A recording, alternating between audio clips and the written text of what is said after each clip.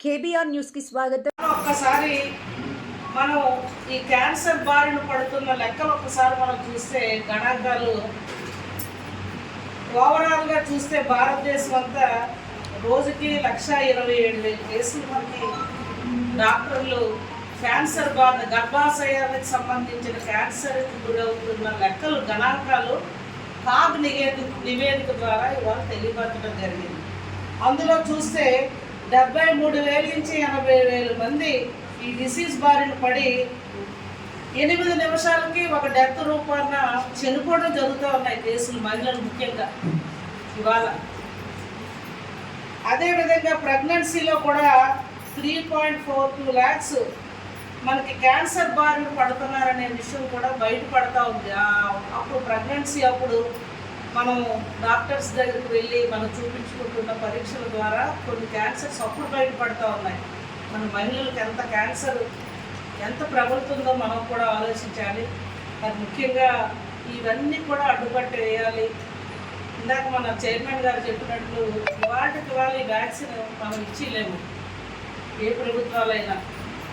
కొన్ని ఇవన్నీ కూడా సంబంధించిన సెంటర్స్ ద్వారా కూడా కొన్ని మోగజీవాల మీద ప్రయోగాలు చేసి ఈ వ్యాక్సిన్ దీనికి ఉపయోగపడుతుందా, ఇది ఏమైనా మానవులకు మనం వేస్తే ఎలా ఉంటుంది, లేకపోతే ఈ వ్యాక్సిన్కి సంబంధించి అసలు ఈ పరీక్షల రూపాన పిహెచ్డీలు ఎంతో అనుభవం మీద వాళ్ళు చేస్తే కానీ మందుని కనిపెట్టలేరు.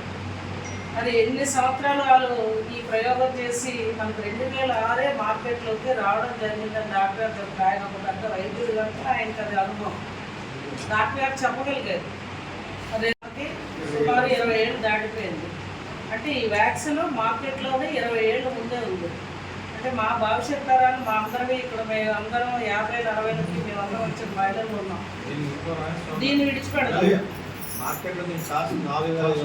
4,500 మెడిసిన్ ఫ్రీగా ఇవ్వాలి మీకోసం అంటే ఎంత విద్యా వైద్యానికి కేంద్ర రాష్ట్ర ప్రభుత్వాలు మహిళా విద్యకు కానివచ్చు, మహిళా ఆరోగ్యానికి కావచ్చు, లేకపోతే విద్య కోసం కావచ్చు, ఇవాళ ఎంత కోట్లాది రూపాయలు ప్రజల కోసం ఖర్చు పెడుతున్నారో మనం కూడా ఆలోచించాలి. ఇది మీరు ఒక అవేర్నెస్ ప్రోగ్రామ్ ప్రతి పిల్లలకి కూడా మీరు 14 ఏళ్ళ నుంచి 15 ఏళ్ళ మధ్యన ఈ వ్యాక్సిన్ వేసుకోవాల్సిన అవసరం ఉంది కనుక మరి మీ అందరూ ఈ క్యాన్సర్ బారిన నుండి ముందే మీరు ఆరోగ్యాన్ని నిలకడగా ఆరోగ్యంగా ఉండడం కోసం బారిన పడకుండా కాపాడుకోమని. మళ్ళీ మీరు చిన్నపిల్లలు కానీ